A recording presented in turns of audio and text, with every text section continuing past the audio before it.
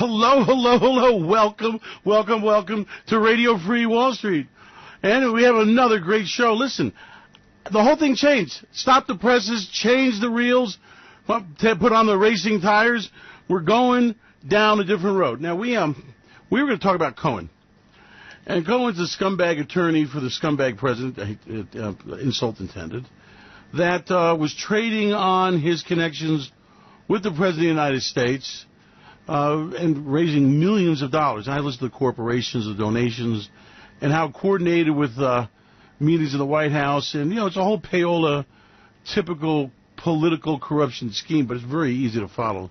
Trump's not that good at that. He's a New York guy, and New York, everyone's supposed to be corrupt, so he doesn't understand that, people from Boston and from Chicago, they got a different way of doing things, and you got to kind of play to a wider audience. So when these scumbags are us, what they basically did was when there was a talk about legislation or pending actions, Cohen was there with his buddies from the corporate world who paid him millions in fees, and his job was obviously to get them influenced with Donald Trump, and Donald Trump obviously likes that influence stuff, and Tammany Hall, here we go again. But that is not the story. As I was preparing that with my notes and all that, I said, let's go down a different road. Let's look at what is more important. Okay, I had I said to myself, this Cohen situation is nice, and his stinky stuff will be here with hundreds of contacts with corporations, paying money to get influence with Donald Trump. Okay, it's a sordid affair for sure. But that wasn't what I decided I wanted to talk to you about, because I had a much bigger story to tell you.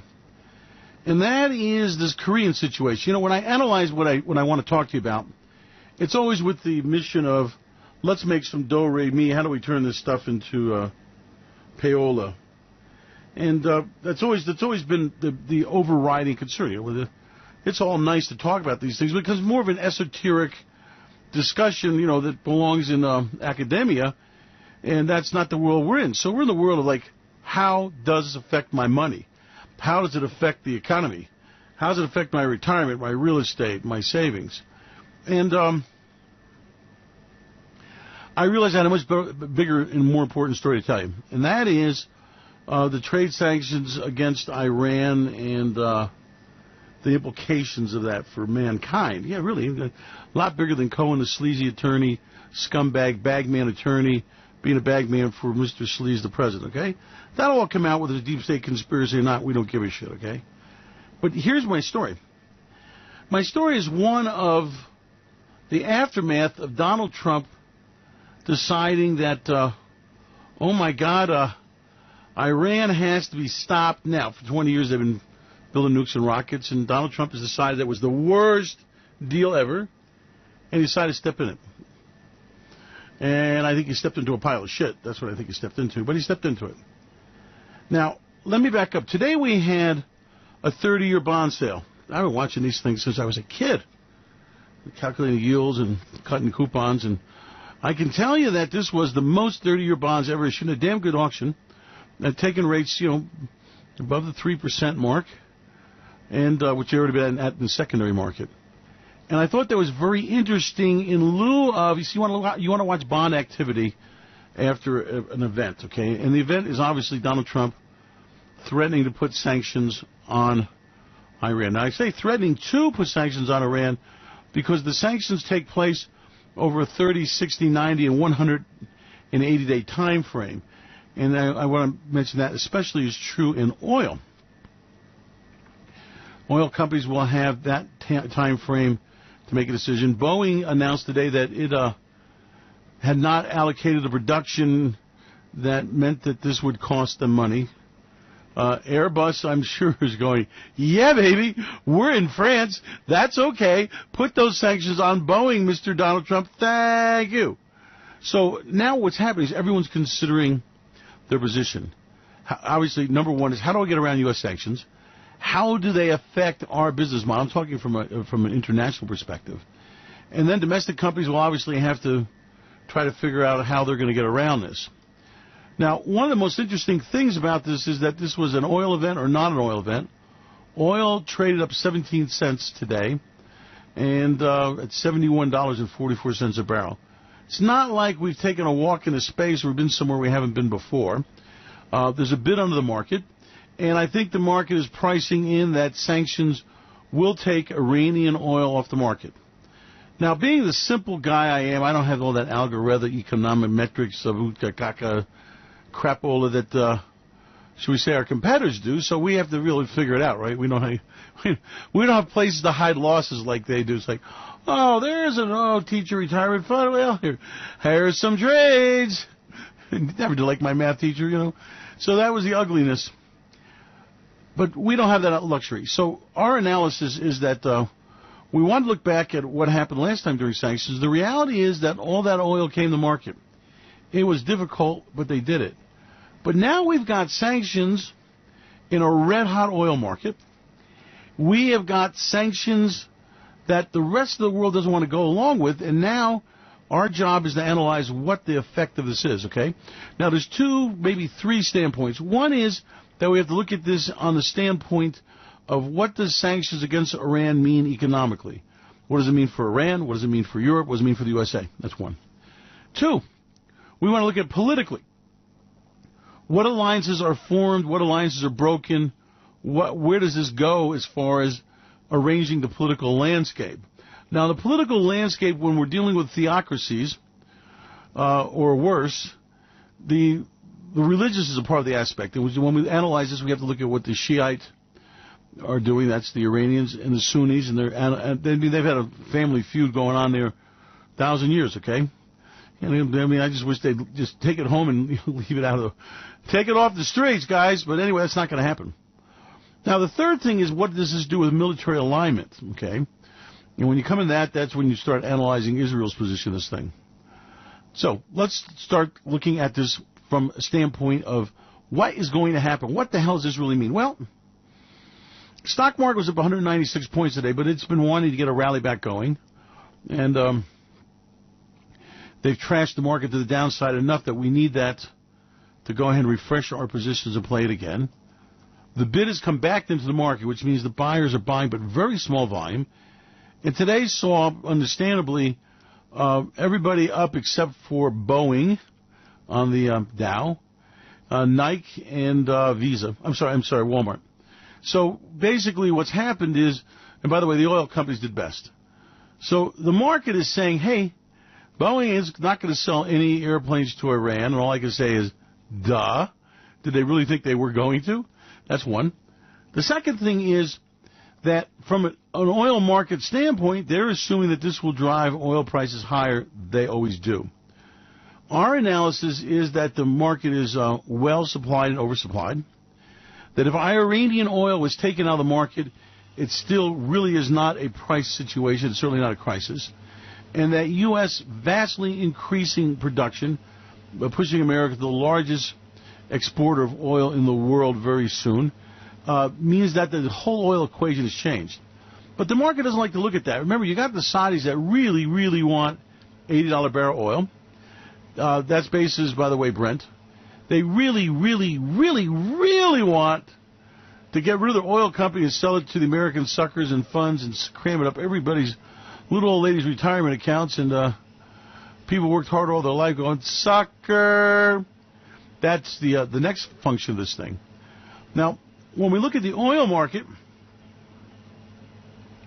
you have to understand that it's in big backwardization. That means that oil for delivery now is trading at a higher price for oil delivery in the future. And that normally we have a contango, but that's just the opposite. So what that is saying to you is that although they're talking about oil prices and this oil crisis into the future, they're not willing to put their money where their mouth is. So if you go after oil, like 2 years in the future, it's at $59 a barrel. So you've taken a huge chunk out of the market. We say that the risk, the political intrigue in the oil market right now represents about $15 a barrel.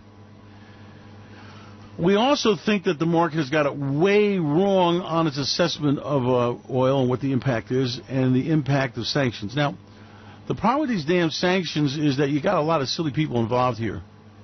And what we want to know is what exactly is going to happen with them into the future, okay? How does this whole situation play out? And the answer is that we believe that sanctions will be put in place, mostly token, that Trump will give exemptions. And we look at it this way. Trump has gone ahead and taken a very hard line on steel, then backed away. Took a very hard line on aluminum, backed away. Now, the NAFTA talks are proceeding, and Donald Trump has now backed away from his content demand. That means how much of a car produced in Mexico will be made with American parts. And so we, in our analysis of it, is that he's very much going for the headline, the blow and go. I'm the apprentice. Where's my star? Hey, baby, who loves you? Come over with a little pinch, baby, honey. With the cameras, he's playing to the camera. He's playing to the media. So his strategy is one that, with a presidency that's in trouble on many different fronts, let's not go down that road, but let's just agree to disagree. I think he's in trouble on a lot of fronts. And he's in trouble on a lot of fronts from his consideration. So his strategy is that he wants to try to attack the attacker, that's Mueller, get the entire program stopped now, and then hopefully he can, walk away from this thing. The problem he is having is that the powers that be and the COGS do not like an idea of a president that is going to stop an investigation of himself, and that will not be the end of it. So his next situation is that he's got to get the public on his side, okay? And I believe that very much what we've seen with the steel tariffs and a lot of the publicity stunts is absolutely unequivocally Donald Trump trying to rally his base and trying to get calls for the prosecution to end and make it go away. Now, part of that strategy also is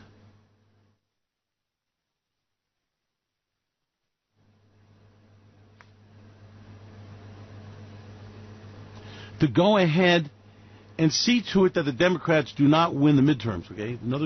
Another assessment of his vulnerability is that if the Republicans take back power, then that means impeachment could move forward, and I believe that it will, no matter how much they swear it will not. So now we've got these series of publicity stunts. The Steele thing was there to get stories off the news when Stormy broke. And now as, Cohen's breaking and more bad news, Donald Trump is making a lot of noise on the timing of the event. Remember, he had a window to decide when he wanted to do this, so he was very much playing it. Then he's got the Korean guys he picked up that were prisoners in North Korea, got a photo op in that. And now he's got the Kim Young-chuk meeting. So as we look at Donald Trump's positions, and we don't get confused by the deep state and the rhetoric by either CNBC or Fox or CNN, our opinion is that Donald Trump goes for the grand gesture with a huge splash and spank, and I'm embargoing all the steel in the world, no matter what the country is, because we can't figure out which one's going to do it, who's bad and who's good, okay? Then he's backing away. On the content, he wanted 95% U.S. content parts in cars, and we're hearing that the figure's now around 75%, so that, again, is Donald Trump backing away. So our analysis is that on this Iranian situation, he's going to back away from this thing, and he is not going to put on sanctions. Now, there's another side to our analysis, and that is that if he was to put on extreme sanctions, the cheating would be phenomenal, and they would not be able to enforce those sanctions. So we kind of got a double bet that, no, there's not going to be sanctions, severe ones, just token.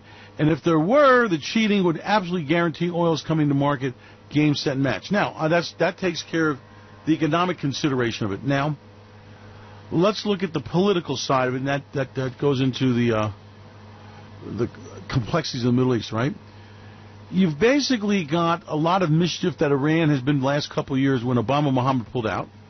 Yeah, that even happened before Trump came to town. And what's happened is in the vacuum of U.S. troops leaving prematurely, and then Donald Trump indicating he wanted them out of Syria, that sucked in a whole lot of forces. Chief among those is the Iranians. And the Iranians are trying to establish their power base in Syria. Now, that's for a couple of reasons. One, they have the short-term game. They really hate Israel, and they really hate Jews, and they really hate Americans, and they would love to beat the shit out of Israel. They really hate their Sunni Mohammed brothers, the Saudis, and they'd like to go to war with them too. So Syria is a gateway to making attacks in both places. Now, the reality is, and don't let me kid you, that they really are a third-rate military power. The military is hopelessly obsolete, ill-equipped, poorly organized, but they have one thing going for them, is that they have a lot of soldiers in there that are absolute maniacs that will fight for the 30, 40, how many virgins by the hour you get. But they have not done well for themselves with their technology. And that gets me to why I chose to have this story for you tonight. Well, last night, the Iranians decided that they were going to show their immense displeasure with Donald Trump's move on the sanctions against them. And they decided to attack Israeli military installations on the Golan Heights. That's where they border with Syria. And the rockets that launched were numerous and primitive, and many of them were shot down, and many of them didn't reach their target, and very little damage was done.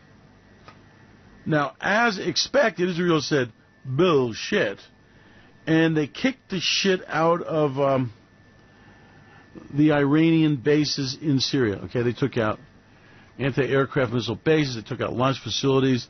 I mean, this was the biggest shit and attack to go on there in 20 years. Now, Israel is very sophisticated in its military, okay? It doesn't have the die-no-matter-what maniac troops because, you know, Israel is a humane country. But it has got brilliant people and brilliant technology, okay? For a little country, you know, you want to talk about punching above your weight? I mean, they got nuclear attack submarines that are in the ocean at all times, you know, as part of a triad. They have intercontinental ballistic missiles. They have thermonuclear devices, I mean the stuff with the Big Bang, the hydrogen bombs, and they really know how to use them, okay? They have the best intelligence in the Middle East, and coupled with the fact that they got a problem very few countries do. They're against the Mediterranean Sea. They got nowhere else to go. I don't think Poland or Russia or Europe is going to welcome them back again. So this is kind of like the last stand. And you got to credit, they got a lot of balls. So they displayed last night against the Revolutionary Guard and Al-Qaeda forces an incredibly complicated attack against many targets that include weapon storage, logistics sites, intelligence centers, also the very bedrooms of the elite Iranian forces in Syria. And it also destroyed Syrian air defense batteries just to make sure that everyone got the point. And what's happened is, this is another example. Let me tell you the problem with the Iranians. The Iranians have a knack for overestimating their might, okay? And they're pretty good at terrorists and, you know, blowing up school buses and, you know, getting schoolgirls to die for the jihad. But when it comes to their technology, they are still third rate, okay? They have not joined the family. Now, they do have some pretty powerful rockets, but they've got a lot of design problems. They do have nuclear weapons, but I assure you that they're very, very small atomic weapons, and I'm sure in the arsenal are a lot of duds. Now, what last night did was, and this is where, and this is kind of what swayed me to have to do this report, where they want to present to you that, oh my God, the war has started in the Middle East, just the opposite. Israel, being very clever, said, you know, better to hit them hard and hit them now and let them know what we got going on instead of letting this thing continue. And they hit them hard, they smacked them much harder, and the Iranians were shocked, like, holy shit. They found all of our bases, they attacked it, we couldn't shoot them down, we didn't see them coming, knocked out the anti-aircraft shit. Oh my God, we're screwed, we can't take on Israel, we're not ready. So what you're going to find is that Iran is going to go back in the box and reassess the fact that maybe their military planners have been bullshitting the Ayatollahs, and that the reality is that they've been outclassed, outgunned by the Israelis. So this means that our assessment is that instead of war spreading in the Middle East, just the opposite, this contained it. This was such a devastating attack and sending a message. Now, this wasn't like a CNN special like Donald Trump would want to do, you know. This was Israeli saying, we're going to send a message right up to the Ayatollah's ass and say, look what we can do. Sleep well tonight. We know where you sleep. And that message was heard loud and clear because that ended it. Now, I believe that missile attack was the start that started by the Iranians, by the way, the Golden Heights. If it had gone well, I think it would have led to more attacks. And they would like nothing to do with open up a front against the great Satan. The problem is that what happened is it didn't work out. And almost all the bases that the Iranians had in Syria were tagged and knocked out. Okay, this not being publicized. This was a very devastating blow, and that means that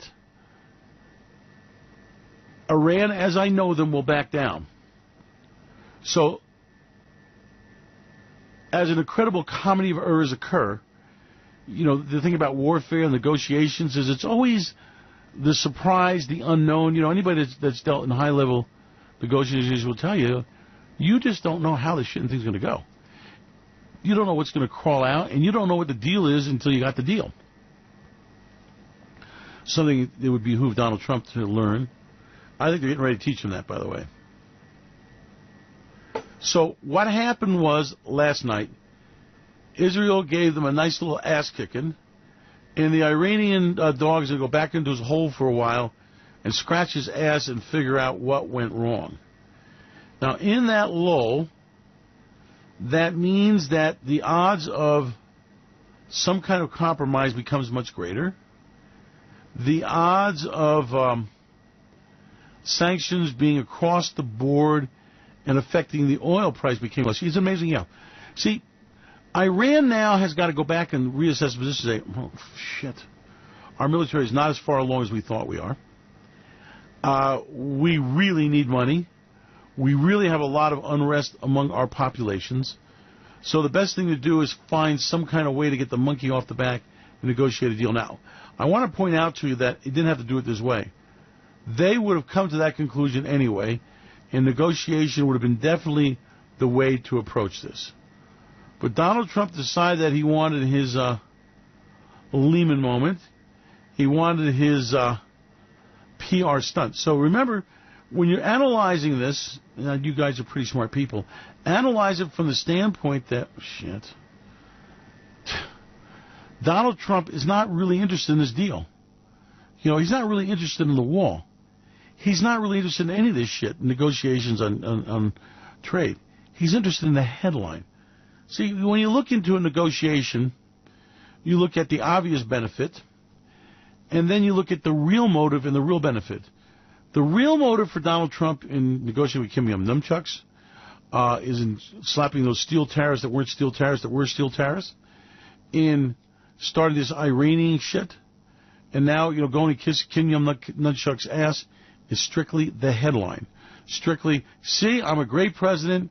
Elect me and my party back in again, and we'll build the wall and make it tall. It's those damn Democrats. They're the ones that did not overturn Obamacare. Bring me more people, and I'll solve the problem. See how great I am? I'm going to get the Nobel Plastic Explosive Peace Prize for letting Kim Jong-nunchucks hide his nuclear weapons. So this means that here, let's talk about market opportunity. So the market opportunity, that's always the way. Show me the money ball. The market opportunity here is this.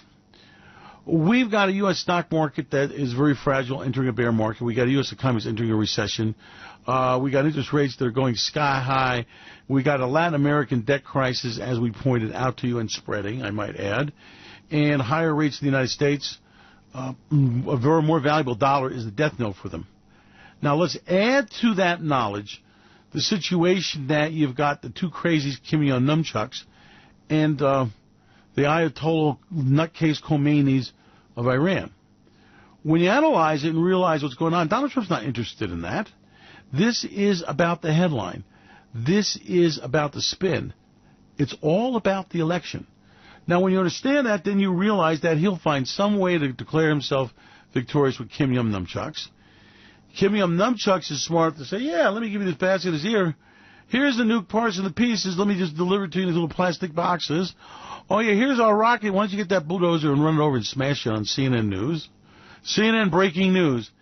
Kim Jong Nunchucks destroys his weapons of mass destruction. Yay! The world is safe again. Yay! And so the stupid money suckers buy into it, right? Same thing with Iranian deals. Oh, Iran finally agreed for inspections, and here, cart out these centrifuges. We don't need them anymore. And if Iran is smart, and I think they're going to get pushed that way, the Iranian Guard probably not, but the other people who are in power, they're going to realize they don't need to go through another round of sanctions. All they've got to do is give Donald Trump the publicity stunt, throw the dog a bone so he won't bite your arm off. Better off he's gnawing on a bone than gnawing on your leg above the knee, okay? So give him something to gnaw on. Donald Trump needs the publicity stunt. Donald Trump needs the accolades, the strokes, the dokes. He's the guy. He did it. God, you're great, Donald. Donald, you're great. Maybe his mother didn't love him enough. I know what his problem is, but guy has some serious ego flaws. And what's happening is, let me tell you about the world. There are a lot of smart people. And they have different systems of governance. They have different ways of capitalizing markets. They have different rules of the game, and they have many flaws in their systems like we do, and maybe more.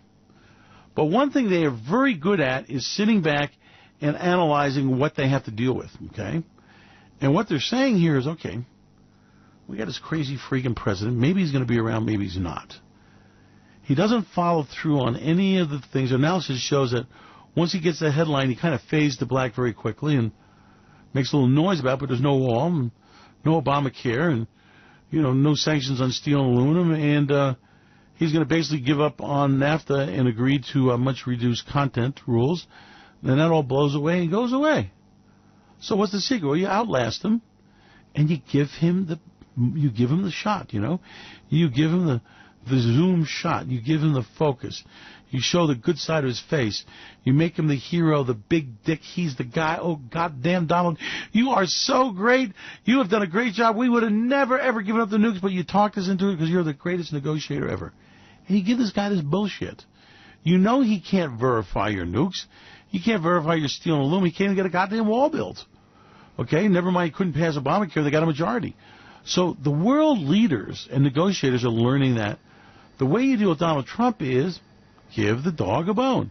So Donald Trump will get a bone from Kim Jong Nunchucks, and hopefully those plastic. I love those plastic explosive peace pies. Plastic explosive company, realizing making the chemicals that make bombs bigger and the best in the world. How many millions of people died at the hands of their creations. While the company, by the way, is still functioning basically on the same management, wants to give a peace prize. I love how stupid the world is. Yeah. The day that Donald Trump, the other ego guy, Yasser Arafat, appeared, with his little pistol and holster on his side to talk peace at the United Nations, you just know they're all full of shit. I love this world we live in. It's pretty obvious. He didn't know when to take a deal either, by the way. So, these are the deal guys are normally bullshit guys, just like liar poker. So, what does this mean money-wise? What does it mean for the markets? Well, we've got our little spring rally back in the marketplace, and that should go. With 180 days, we will now have another bigger stock market downturn with bigger losses. We will have, between now and then, Donald Trump being great again, and he's going to become great again, and he's going to do a deal with Kim Jong Nunchucks. And if the Iranians are smart, they can drag this out because the timing for the sanctions to go on, take it to after the election. So they can say, Donald, we got plenty of time to negotiate this thing, and let's wait till after the election cycle, and we'll call you, okay? Don't call us. Donald Trump can't wait. He's got to have this in the news. He's got to time it for the next Stormy, Bimbo, scumbags or us. Who did the deal, Gooey Louie, or which Vinny Two Fingers, or whoever criminal he has in his organization that's been capitalizing on their Trump connections. So he needs that ammo. So here's what you do. You stand back. you kind of indicate you're willing to negotiate and you divide and conquer, which means that the Iranians are playing this right. They're going to talk to the other members and say, look, guys, I thought we had an agreement. What's going on here? And we're going to build nukes if you guys don't do this thing, and scare the French and the English. And this will unfold this way. Donald Trump will get another headline, and then this whole thing will go away. The sanctions will melt. Oil supply will not be affected. And Boeing, that says they got provisions, believe me, Boeing's will get their plane orders from the enemies of mankind, and I'm sure when they deliver the planes, they'll have an Ayatollah picture on the bulkhead in there to make sure that they all know who loves them. And this will all go away, and it'll fade like many other Donald Trump's publicity stunts. So that means that we're headed for a major stock market downturn as we go to a correction that will go 60-80%. I don't think we'll get new highs out of it, but we could. I hope so. Double top would be ideal. And so that's one. On the oil situation, they've got some more to go on the upside to play around here, but that's going to come unglued very quickly here. And that means the oil market will have a nice little wipeout. And I expect that to take place, give me to November, December, okay? I think that's when the nice little roll will take place. The inventories will overwhelm the market, and ugliness will prevail. Now, as far as gold and silver, copper, and platinum, well, they're just going to follow the ongoing commodity wipeout, and they had a little bounce today. It's nothing. They've been in a bear market, a downturn for quite a while. That'll continue. Now, there's an interesting side of this thing. I'll tell you the other interesting side you really got to look at is that this Latin American debt crisis, which we talked about last night, is looming large, but the dollar is going to be a beautiful currency and U.S. government debt, and let me tell you why. They got nowhere else to go, and U.S. interest rates are really, really juicy for them.